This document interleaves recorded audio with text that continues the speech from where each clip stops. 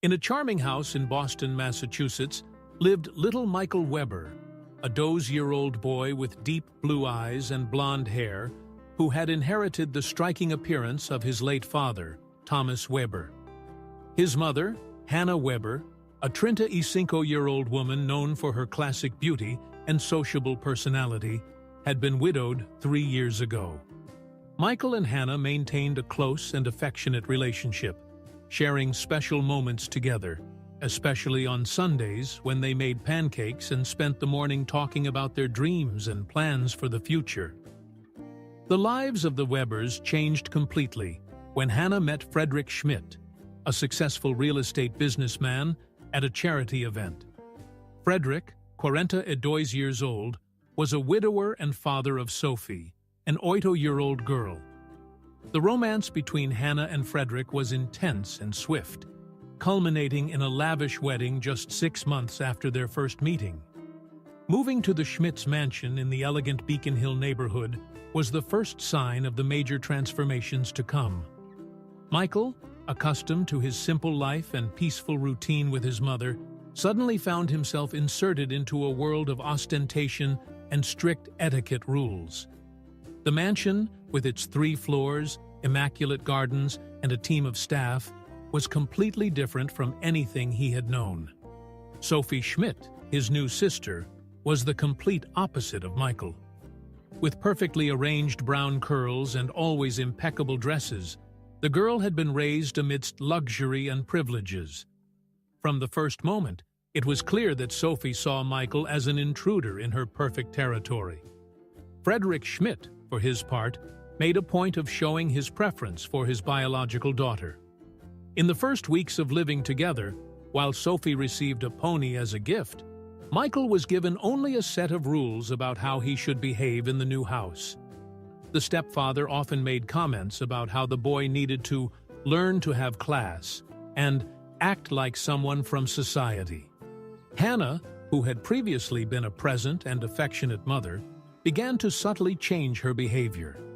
Fascinated by her new life of luxury and wanting to please her husband, she started to devote more and more attention to Sophie, trying to win the affection of her stepdaughter. Sunday afternoons making pancakes were replaced by sophisticated brunches with high society friends, where Michael clearly didn't fit in. The first major disappointment came when Michael turned 13. While Sophie's birthdays were celebrated with extravagant garden parties at the mansion, with hundreds of guests, magic shows, and expensive gifts, Michael's birthday was remembered only with a hastily bought cake and a gift card from a department store. The boy began to notice how his mother's behavior changed when Frederick was around. Hannah, who had previously defended him in any situation, now remained silent when her husband made derogatory comments about Michael. She began to repeat the same criticisms Frederick made, saying that their son needed to try harder to fit into the new family reality. Family meals became tense moments. While Sophie was praised for every little achievement, from her average grades to her ballet performances, Michael was constantly criticized for his posture, his way of speaking, and even how he held his utensils. The boy, who had always been an exemplary and dedicated student, saw his academic achievements minimized or completely ignored. It was during this first year of living together that Michael began to develop his observation skills. In silence, he watched how his new family functioned, how appearances were more important than true feelings, and how money seemed to dictate all the rules of this new world he had been placed into. In his room, the simplest and most secluded one in the mansion, Michael began to dream of the day he could build his own life, away from that suffocating reality. Years of rejection began to intensify in the Schmidt's mansion. Michael, now 14, faced daily situations that hurt his young soul. The household routine turned into a constant exercise in explicit favoritism, where Sophie, at 10 years old, reigned as the undisputed princess of the home. Mornings began with Hannah personally preparing Sophie's favorite breakfast, waffles with fresh fruit, and hot chocolate with marshmallows. Meanwhile, Michael had to settle for whatever he could find in the kitchen, often being reprimanded for bothering the house staff when he asked for help to prepare something to eat. Frederick made it a point to take Sophie to school in his luxurious Mercedes-Benz, while Michael was forced to take the school bus. The stepfather justified this difference in treatment by saying it was important for the boy to learn the value of things and develop independence. In reality, it was just another way he found to demonstrate his preference for his biological daughter. Afternoons at the mansion were especially difficult. Sophie had private lessons in piano, ballet, French, and etiquette, all generously paid for by Frederick. When Michael asked to take guitar lessons, Hannah responded with words that would forever be etched in his memory. "Music won't pay your bills in the future. You need to be more realistic and think about how you're going to support yourself one day." Family dinners became true rituals of humiliation. Frederick constantly made comments about Michael's posture, his way of dressing, or his lack of refinement. Sophie, encouraged by her father, began making mean jokes about her brother, which were met with laughter by Hannah and Frederick. "Have you noticed how he can't even hold a dessert fork properly?" Sophie would mock, while the adults smiled knowingly. On a particularly painful occasion, Michael won an important award at the school science fair. Instead of celebration, he received only criticism. "Science? Why don't you dedicate yourself to something more useful, like business administration? You need to think about your future," Frederick said disdainfully. On the same day, Sophie received effusive praise for memorizing a simple piano piece, even after months of expensive lessons. The mansion's library, which was supposed to be a space for study and reflection, became another place of exclusion. When Michael tried to use the space to study, he was often kicked out because Sophie needed the environment to concentrate on her French lessons. The boy ended up turning his small room into a refuge, where he spent hours studying under the light of a simple lamp he had bought with his savings. The family's parties and social events were especially cruel. Michael was practically invisible at these occasions, while Sophie was proudly introduced to all the guests. Hannah, completely absorbed by her new social role, went so far as to ask Michael to stay in his room during some important parties, claiming he wouldn't know how to behave properly. The siblings' wardrobes were another glaring reflection of the difference in treatment. While Sophie had a closet full of designer clothes and imported shoes, Michael wore simple clothes, often bought on sale. When he questioned this disparity, he heard from his mother, "Sophie needs to maintain a certain appearance because of our social circle. You should be more understanding." It was during this period that Michael began to develop a silent determination. Every rejection, every cruel word, every moment of exclusion served as fuel for his desire to carve his own path. He started saving every penny he could, whether from odd jobs like mowing lawns for neighbors or from small savings from his allowance. At night, alone in his room, Michael began to plot his future. He knew his salvation would come through education and hard work. While he heard Sophie's laughter and his parents' exaggerated praise coming from downstairs, he studied even harder, turning the pain of rejection into strength to pursue his goals. Michael's adolescence was marked by even greater challenges. At Desessés, he already displayed impressive maturity, a result of the daily adversities he faced. His routine was exhausting. He woke up at 5:30 a.m. to study before classes, attended school during the day, and after classes, worked part-time at a local cafe. The contrast between his life and Sophie's, now those years old, couldn't have been greater. While he served coffee and cleaned tables to earn his own money, his sister spent fortunes shopping at the mall with the unlimited credit card she had received from Frederick. Sophie had become a spoiled and manipulative preteen, an expert at getting whatever she wanted through tantrums and emotional blackmail. On a particularly tough afternoon, Michael was working at the cafe when Sophie walked in with her friends from the private school.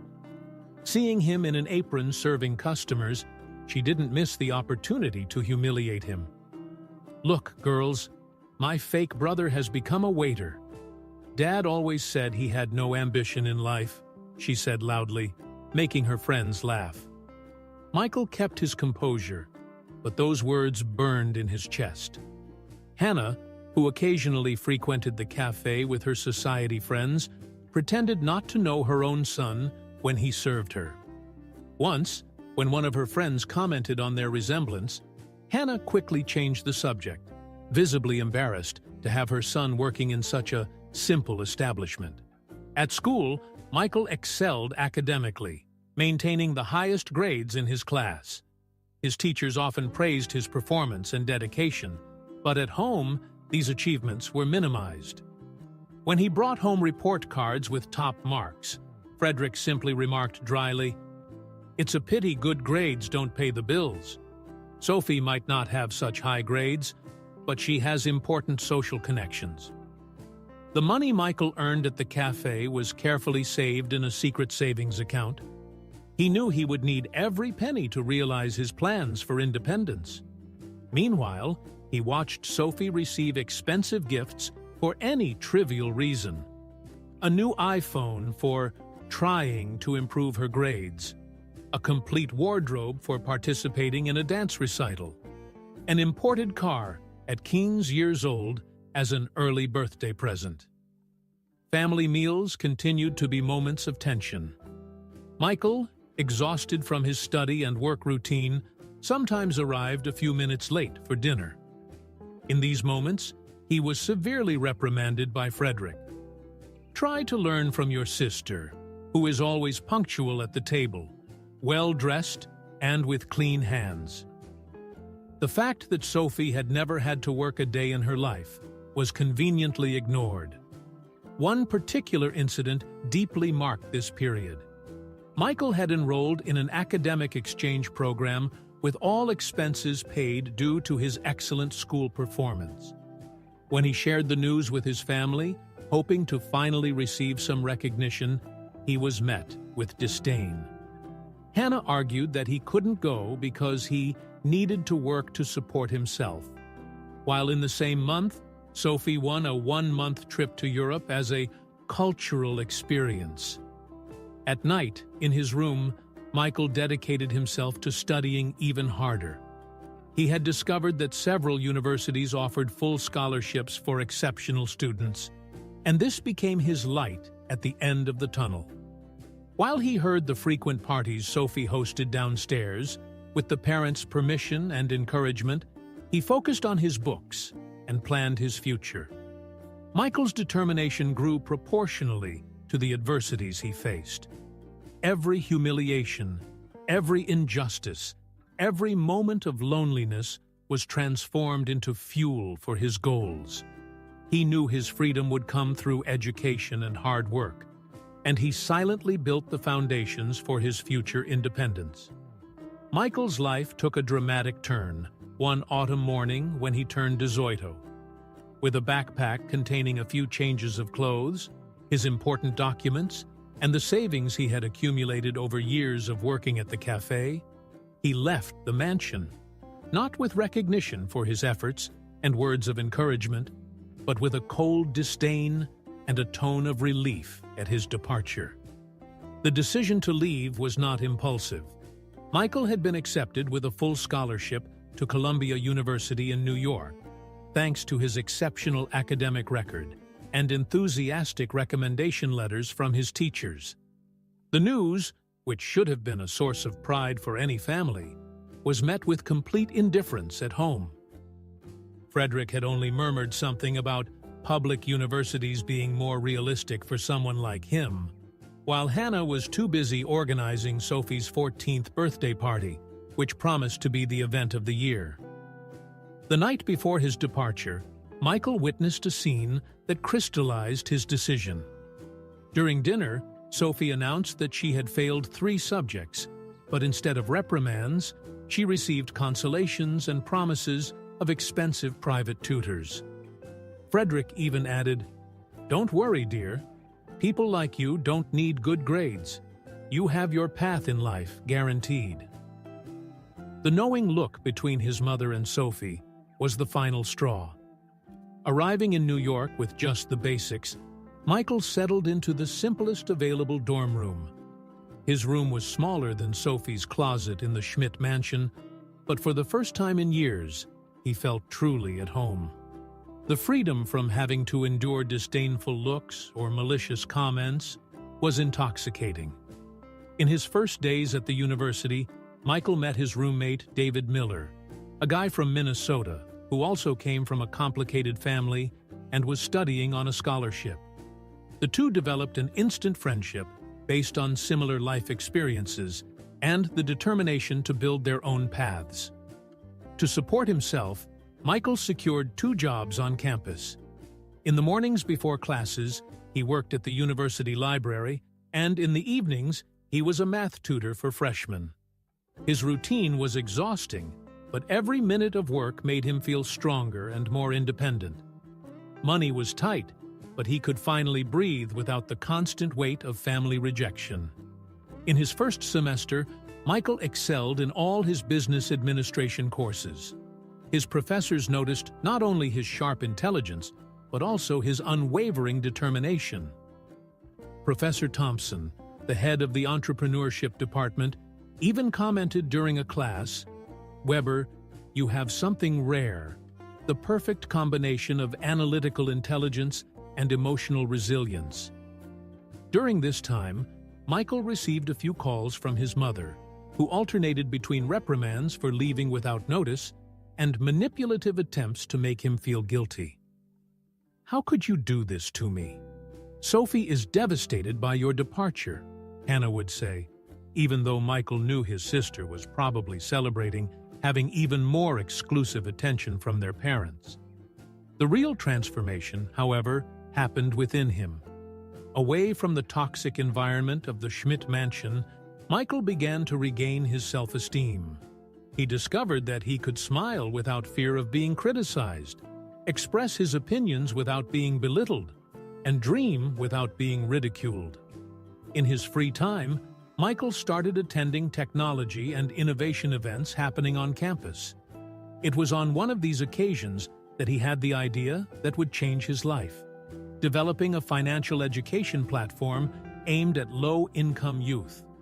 The irony did not escape him, using the knowledge gained through his own struggles to help others achieve financial independence.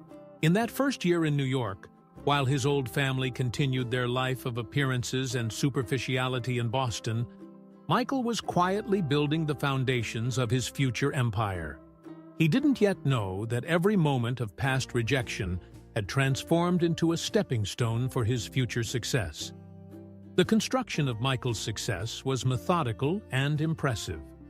During his years at Columbia University, he not only maintained exemplary grades, but also developed his initial idea for the financial education platform into a concrete project.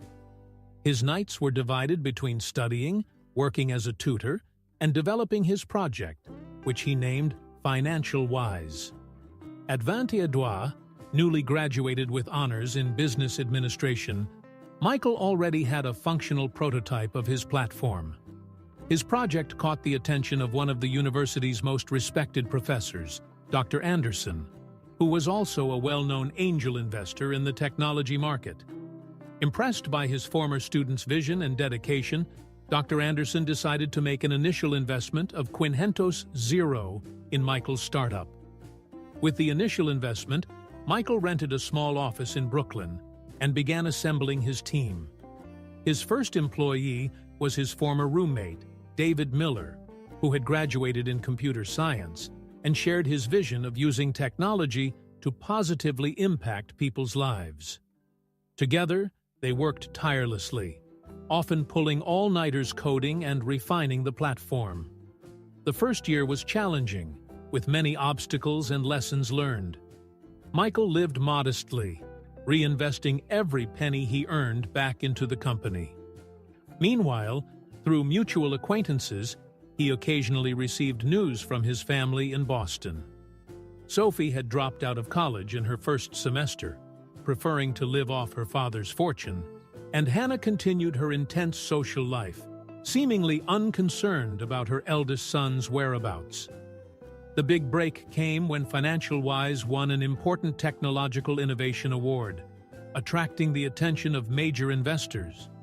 Michael, with his personal story of overcoming adversity and his socially responsible project, became a darling of Silicon Valley. A round of investments brought in $10 million for the company, allowing for significant expansion. By 25, Michael was already the CEO of a company valued at over $7 million. Financial Wise had transformed into a comprehensive platform for financial education and investments, with millions of users nationwide. His office now occupied 3 floors of a modern building in Manhattan, and his team consisted of over 200 employees. Professional success also brought personal changes. Michael, now a respected young entrepreneur, maintained his characteristic simplicity, but allowed himself some luxuries.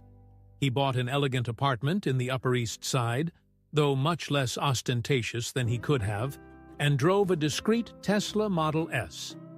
His appearance subtly reflected his success: impeccably tailored suits without ostentation, and an air of confidence that only true achievement can bring. Business magazines began to notice the Financial Wise phenomenon. Michael was featured on the cover of Forbes with the headline, "The Financial Education Prodigy," and his story of overcoming adversity, without mentioning detailed family issues, inspired young entrepreneurs across the country. In his interviews, he always emphasized the importance of hard work and perseverance, never mentioning the specific difficulties he faced in his youth. As his star rose in the business world, Michael remained completely distant from his family. He knew, through occasional news, that Frederick continued expanding his real estate business, albeit with some recent setbacks, and that Sophie had become a socialite known for her extravagant parties and excessive spending.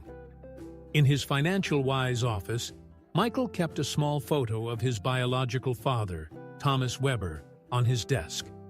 It was his only visible connection to his past, a silent reminder of his origins and motivation. His success was not just a personal victory, but a living proof that determination and hard work could overcome any obstacle. Michael's life had completely transformed, but he kept his feet on the ground and never forgot his humble beginnings. Every decision in his company was made with the goal of helping others achieve financial independence, turning his own story of overcoming adversity into inspiration for thousands of people. Frederick Schmidt's death occurred on a Thursday afternoon during a tense meeting with his lawyers and financial advisors. The real estate empire he had built over decades was rapidly collapsing, mainly due to disastrous business decisions made by Sophie, who had taken over part of the business 3 years prior. At 24, Sophie had convinced her father to give her control over a significant portion of the family's ventures. With her typical arrogance and lack of experience, she began making risky investments and excessive spending with the company's money. Poorly planned real estate projects, dubious contracts, and irresponsible management led to monumental losses. In that fateful meeting, Frederick received the news he feared most.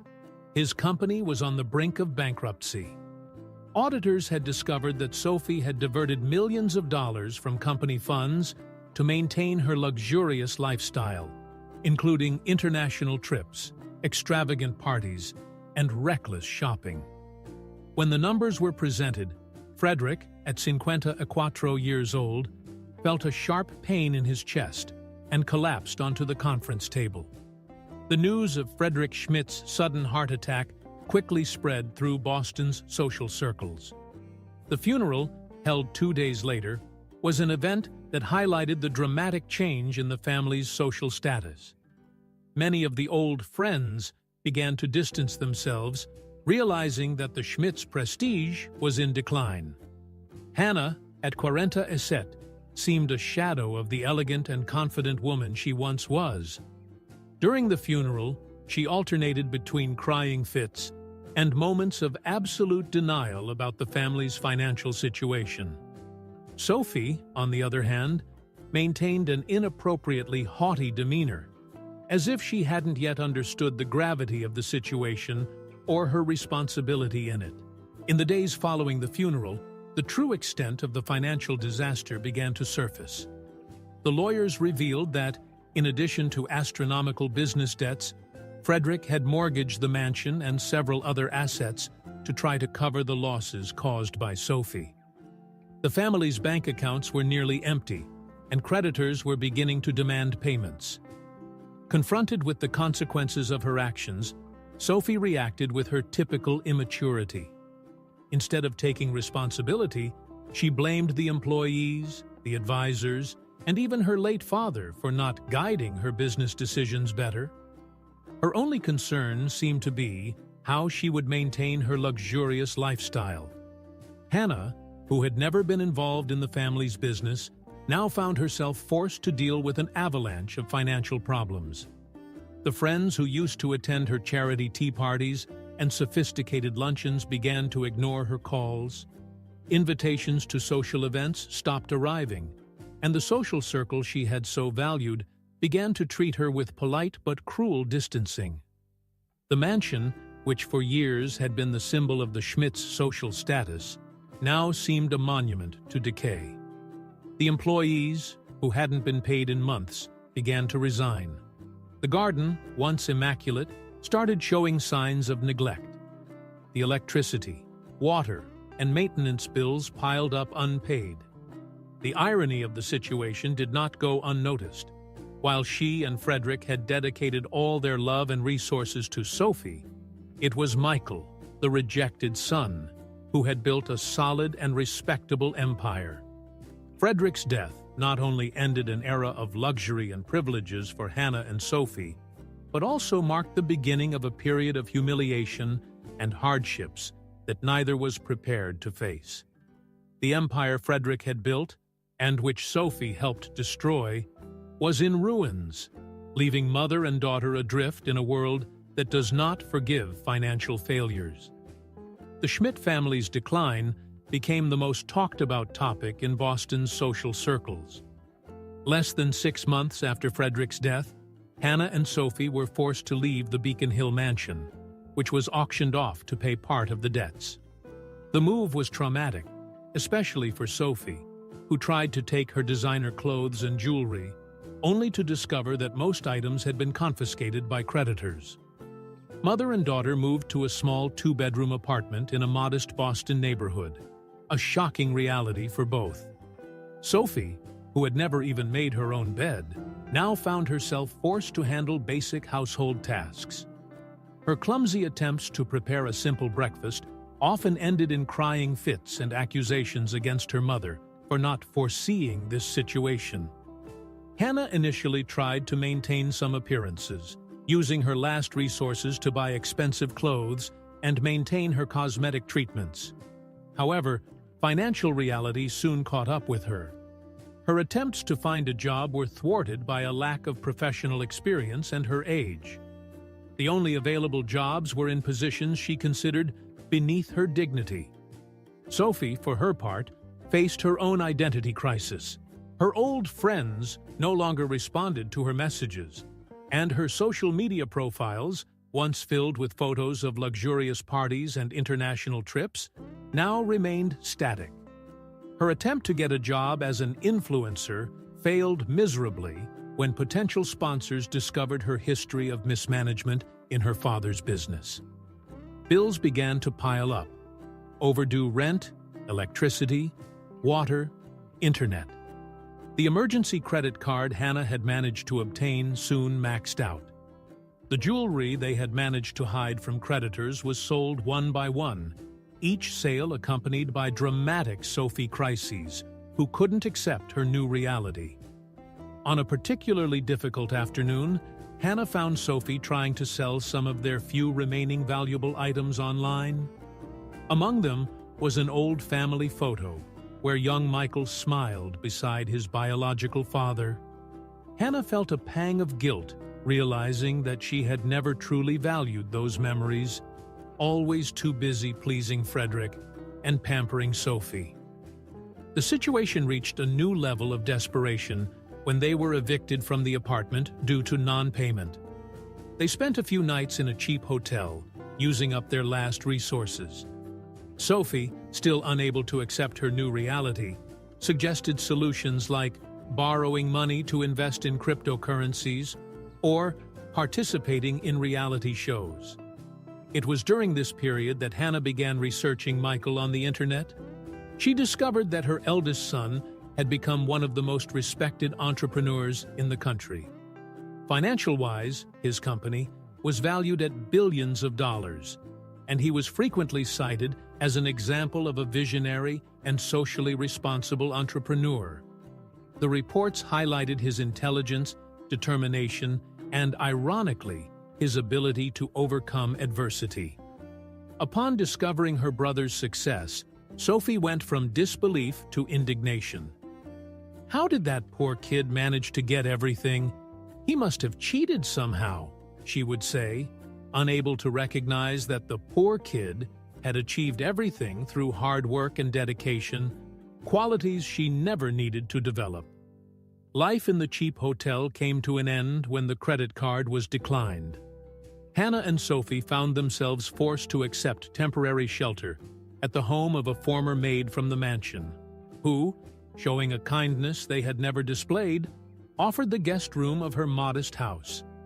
The humiliation of depending on someone they once considered inferior was a hard blow to their already fragile egos.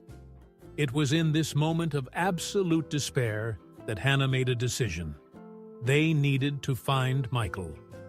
Not out of late maternal love or sincere regret, but out of pure necessity for survival.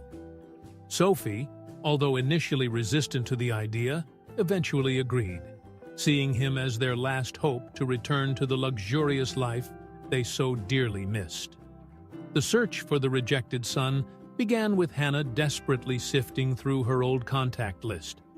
After days of awkward phone calls and unanswered emails, she finally found someone who had a distant connection with an employee at Financial Wise. It was through this person that Hannah obtained Michael's office address in New York. With the last resources they had managed to gather, Hannah and Sophie boarded a bus to New York. The 4-hour journey was marked by Sophie's constant complaints about the discomfort and indignity of traveling by public transport. Hannah, for her part, alternated between moments of anxiety about reuniting with Michael and fantasies about how he would save them from their current situation. Arriving in New York, mother and daughter found themselves lost in the city's hustle and bustle. The contrast between their current situation and the luxurious life they had led just months ago was stark. They spent the night in a cheap hostel, sharing a room with 6 other people, an experience Sophie described as the lowest point of humiliation. The next morning, dressed in the best clothes they still had, which now looked worn and out of fashion, they headed to the impressive building where Financial Wise was headquartered. The receptionist, an efficient young professional, listened skeptically as Hannah claimed to be the CEO's mother who urgently needed to see him. After several failed attempts and increasingly desperate pleas, Hannah managed to get the attention of David Miller, Michael's best friend and business partner since college.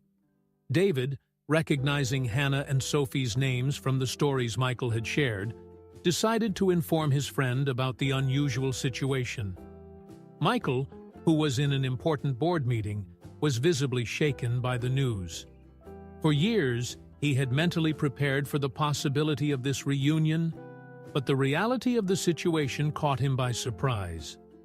After a few minutes of reflection, he asked David to take them to a private meeting room and informed them that he would meet them shortly. Hannah and Sophie waited for almost 2 hours, a time that felt like an eternity. Sophie alternated between complaining about the wait and fantasizing about how their lives would change once Michael welcomed them. Hannah, on the other hand, mentally rehearsed reconciliation speeches and justifications for how they had treated Michael in the past. When Michael finally entered the room, the contrast could not have been greater. He was impeccably dressed in a tailored suit, exuding an aura of confidence and success. Hannah and Sophie, in their worn-out clothes and desperate expressions, seemed to belong to a completely different world. The initial silence was broken by Hannah, who abruptly stood up with open arms, calling Michael "my dear son" and trying to hug him. Michael, however, maintained a polite distance, his expression a mix of curiosity and caution. Sophie, sensing Michael's coldness, quickly changed her approach. With tears in her eyes, which Michael couldn't determine were genuine or not, she began to talk about how she had always regretted the way she treated him, and how she admired his success from afar. Michael listened silently to Hannah's confused explanations about past misunderstandings and Sophie's veiled pleas for financial help. His face remained impassive. Years of tough negotiations had taught him to mask his emotions. When he finally spoke, his voice was calm and controlled. "I understand that you're going through difficulties. May I ask exactly what you expect from me?" Encouraged by this openness, Hannah began to lay out her expectations. A new home, bills paid, perhaps even a pension for both of them. Her voice trembled between hope and desperation. Michael listened to everything without interrupting. When Hannah finished, he slowly stood up, adjusted his suit, and said, "Thank you for sharing your situation. I will need some time to process all of this. Please leave your contact information with my assistant. We will get in touch soon." With these words, he left the room, leaving Hannah and Sophie in a state of confusion and anxiety. They didn't know whether to feel hope or despair. The person they had rejected and belittled for years now held the power to completely change their destinies, and they had no idea what his decision would be. The tense reunion at the Financial Wise office was just the beginning of a series of events that would test the emotional limits of everyone involved. After that initial meeting, Michael asked his team of lawyers to discreetly investigate Hannah and Sophie's real financial situation. The results confirmed what he had suspected. They were completely bankrupt, with substantial debts and no source of income.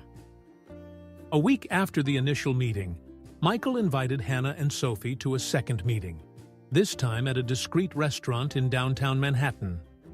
The two arrived with high expectations, imagining this would be the moment Michael would save them from their precarious situation. The restaurant, though elegant, was much less ostentatious than the places Hannah and Sophie used to frequent in their glory days.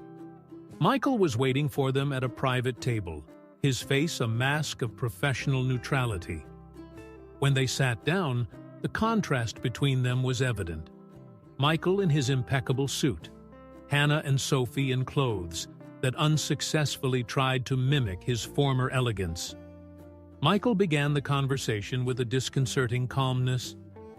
"I've thought a lot about our last conversation and about our family history.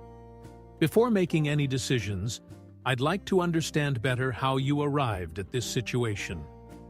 Hannah, anxious to gain Michael's sympathy, began weaving an elaborate narrative about how they had been victims of circumstances. She spoke about Frederick's misunderstood business decisions, the injustices of the financial market, and how Sophie had been manipulated by bad advisors.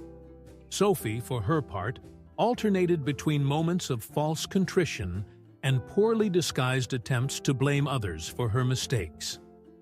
"I was young and naive, Michael. I didn't have the proper guidance like you did," she said, seemingly forgetting that she was the one who always received all the support and privileges. Michael listened attentively, his face betraying no emotion. When both finished their explanations, he asked a series of direct and incisive questions about their finances, professional skills, and future plans. Hannah and Sophie's evasive and sometimes contradictory answers revealed a lack of understanding of the severity of their situation and a reluctance to take responsibility for their past actions. As the conversation progressed, it became clear that Hannah and Sophie saw Michael mainly as a financial lifeline, a way to return to the luxurious lifestyle they were accustomed to. There were no genuine signs of remorse for how they had treated Michael in the past, only a desperate urgency for immediate help. In a particularly revealing moment, Sophie let slip, "You can't leave us in this situation, Michael. After all, we're family. Family helps family, right?" The irony of this statement did not go unnoticed by Michael, who responded with calculated calmness. "Family, Sophie? It's interesting you mention that now. Where was that feeling of family when I was a teenager and needed support?" Hannah, realizing the situation was slipping out of her control, tried a more emotional approach. With tears in her eyes, she begged, "Michael, my son, I know we've made mistakes in the past, but you're better than us. You can't abandon us now." Michael took a deep breath, his face finally showing a sign of emotion, not of sympathy, but of deep disappointment. "You still don't get it, do you? It's not about abandonment or revenge. It's about responsibility and consequences." He then paused, as if carefully choosing his next words. "I've thought a lot about how to respond to your request, and I've come to a decision." Hannah and Sophie leaned forward, their faces a mix of hope and apprehension. Michael continued, "I won't simply give you money or pay your debts. That wouldn't solve the real problem." Before they could protest, he raised his hand, silencing them. "However, I'm willing to offer an opportunity. A chance for you to rebuild your lives on your own, with some initial support." He then detailed his proposal. He would offer them entry-level jobs at one of Financial Wise's subsidiaries, with modest salaries sufficient to cover basic needs. Additionally, he would provide financial counseling and therapy, conditions he deemed essential for them to truly change their lives. Hannah and Sophie's reactions were a mix of shock and barely concealed indignation. The idea of working in low-level positions, living on a modest salary, was completely alien to them. Sophie, in particular, seemed horrified at the prospect. Michael concluded the meeting with firm words. "This is the help I'm willing to offer. The decision to accept it or not is yours. Think it over and give me an answer within 48 hours." With that, he stood up, leaving Hannah and Sophie stunned, confronted with a reality they had never imagined. The need to truly work and strive to rebuild their lives. The 48 hours that followed Michael's proposal were a whirlwind of emotions for Hannah and Sophie. Staying in a budget hotel courtesy of Michael, they fiercely debated what to do. Sophie initially refused to consider the offer, finding the idea of working in a basic job completely unacceptable. Hannah, though reluctant, began to realize that this might be their last chance to regain some stability in their lives. After much discussion and finally accepting the reality of their situation, both decided to accept Michael's proposal. The next day, they showed up at the Financial Wise subsidiary headquarters, where they were greeted by a human resources team that was already aware of their special situation. The first months were incredibly difficult for both. Sophie, working as an administrative assistant, struggled to handle tasks she deemed beneath her dignity. Hannah, in a customer service position, faced the humility of being guided by people much younger than herself. The therapy and financial counseling sessions, though challenging, slowly began to open their eyes to the destructive behavior patterns they had cultivated over the years. Michael remained distant during this period, receiving regular updates on their progress, but avoiding direct contact. He knew that true change had to come from within, without his constant interference. As the months passed, a gradual transformation began to occur. Sophie, initially resistant, started finding satisfaction in completing tasks and being recognized for her work, something she had never experienced before. Hannah discovered an inner strength she didn't know she possessed, learning to live within her means and value things beyond social status. A year after embarking on this new journey, Michael invited them to dinner. The meeting was markedly different from the previous one. Hannah and Sophie arrived not as desperate supplicants, but as women slowly rebuilding their lives and dignity. The conversation, though still tense at moments, was more honest and productive. At the end of dinner, Michael made a statement that surprised both of them. "I'm proud of the progress you've made. It hasn't been easy, but you've proven that you're capable of change. Keep it up, and maybe, in time, we can rebuild something resembling a family." These words, more than any financial help, were the true gift Michael offered. It was a chance for redemption, not just in his eyes, but in their own eyes as well. As Hannah and Sophie left the restaurant, there was a sense of cautious hope. The road ahead would still be long and difficult, but for the first time in a long while, they were walking it on their own feet, building a future based not on inherited privileges, but on their own effort and personal growth. And you? What do you think of this journey of redemption? Did Hannah and Sophie really change? Leave your opinion in the comments. Don't forget to like the video and subscribe to the channel for more exciting stories like this. Your support is essential for the growth of our channel.